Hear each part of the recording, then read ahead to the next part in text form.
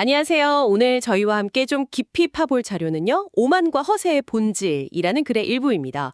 이 글 당신이 보내주셨는데 오만함이라는 게 대체 뭔지 또 어떤 사람들한테서 어떻게 나타나는지 이걸 좀 파고들고 있더라고요.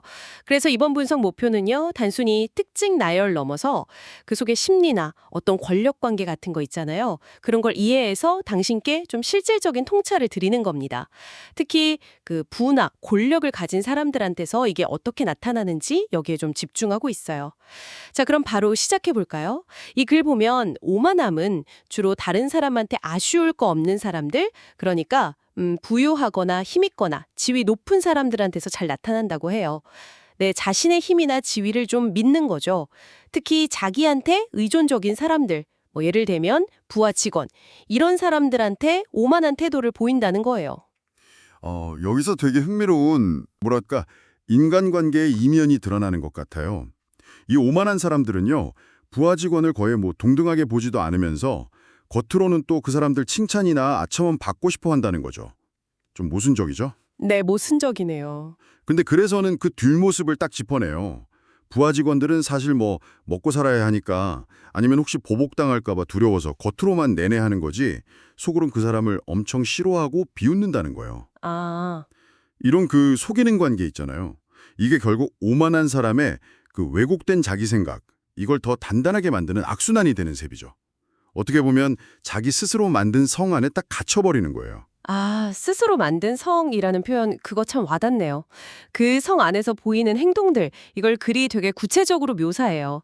예를 들면, 부하 직원이 공손하게 인사해도 뭐 거의 안 받거나 그냥 쓱 무시해버리는 거. 부하 직원 탓으로 막 돌리는 거 있잖아요. 책임 안 지려고. 이런 행동들 보면 그냥 성격이 나쁘다 이걸 넘어서 자기 우월성을 지키려는 그런 방어 기제 같기도 하고요. 맞아요. 그 방어 기제 밑바탕에는 나는 모든 걸 최고로 잘 알아. 이런 아주 깊은 생각이 딱 박혀 있는 것 같아요. 그러니까 실수를 인정한다. 이건 자기 완벽함에 금가는 일이라고 여기는 거죠. 그래서 필사적으로 남 탓을 하게 되는 거고요. 음. 심지어 글에서는 이 사람들이 남 가르치고 막 훈계하는 건 좋아하면서 정작 자기는 누구한테 배우려고 절대 안 한대요. 자기보다 좀 나은 의견 아니면 지적 이런 거 절대 못 참는 거죠. 당신도 혹시 주변에서 이런 좀 꽉 막힌 사고방식 가진 분 보신 적 있으세요? 듣고 보니까 그런 모습들 좀 떠오르네요. 자기 생각만 완전 옳다고 막 밀어붙이고 다른 건 다 틀렸다고 딱 잘라버리는 그런 태도요. 네, 그렇죠. 그래서는 더 나아가서 부하 직원이 뭐 정당하게 뭘 요청해도 그냥 묵살해버리고 끊임없이 의심하고 감시하는 모습까지 나온다고 하더라고요. 이건 뭐랄까, 신뢰는 전혀 없는데 권력으로만 누르려는 그런 느낌? 그렇죠. 이런 행동들이 계속 쌓이다 보면 나중에는 그 사람들이 하는 말 자체에서도 막 모순이 발견되고 이건 어쩌면 당연한 결과 같기도 하고요. 그래서도 이 모순이 오만함, 자만심 때문에 진실이랑 점점 멀어져서 그렇다고 설명하거든요. 바로 그겁니다.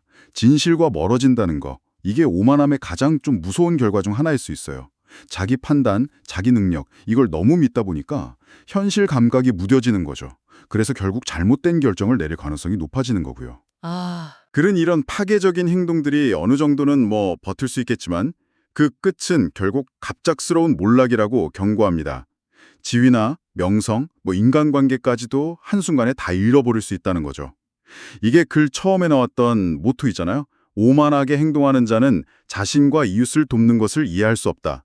이거랑 정확히 딱 맞아떨어져요. 결국 오만함이 남한테만 해로운 게 아니라 자기 자신한테도 정말 치명적이라는 거죠. 아주 강력한 메시지예요. 네, 정리해보면 오늘 본 글은 오만함이라는 게 그냥 성격 문제가 아니라 어떤 권력 구조 속에서 어떻게 생기고 또 유지되는지, 그리고 구체적으로 어떤 행동들, 뭐 타인 무시, 책임 떠넘기기, 다른 의견 묵살, 말 바꾸기 같은 걸로 나타나는지를 깊이 보여주는 것 같습니다. 그리고 그 끝이 결코 좋지 않다는 점도 분명히 하고 있고요. 네, 이 분석을 통해서 당신은 아마 권력관계 그 이면에 있는 좀 복잡한 심리나 행동 패턴을 이해하는데 조금 더 다가섰을 거라고 생각해요.